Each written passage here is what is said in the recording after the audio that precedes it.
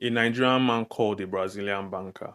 He told the banker he was the governor of Nigeria's central bank and said Nigeria needed help to build a brand new international airport in Abuja. He offered the Brazilian banker a $10 million personal commission for helping, and the Brazilian banker believed him. He wired him $242 million.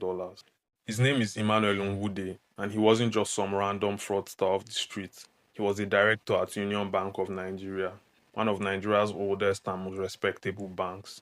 And that job gave him something more valuable than his salary.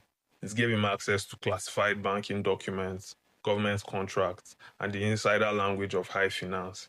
He knew how international deals were structured. He knew what a legitimate offer sounded like, and he knew how to sound like the most powerful banker in Nigeria because for a while he actually was.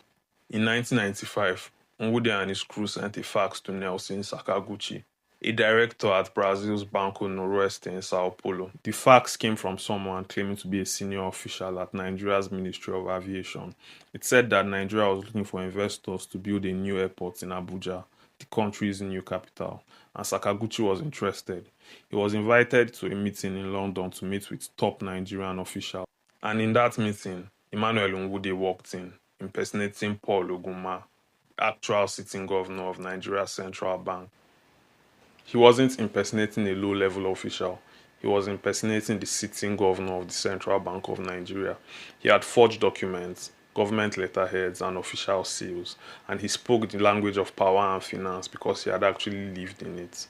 Sakaguchi shook hands with who he believed was Nigeria's most powerful banker, and over the next 3 years, he transferred $242 million to Emmanuel Nwude for an airport that did not exist. But here's the part nobody talks about. While the money was flowing in from Brazil, Nwude was busy spending it. And not just on cars and houses. He bought millions of shares in Union Bank of Nigeria, the same bank where he used to work in. He bought so many shares that he eventually became the single largest shareholder in the bank. And then he joined the board of directors. So while he was busy stealing 242 million from a Brazilian bank, he was simultaneously sitting in the boardroom as a legitimate banking director in Nigeria.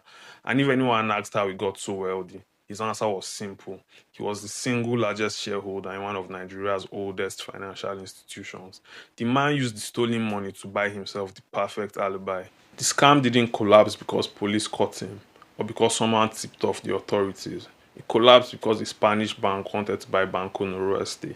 In 1997, Banco Santander of Spain started acquisition talks for Banco Noroeste, and their auditors ran routine due diligence. They found $242 million, 40% of Banco Noroeste's entire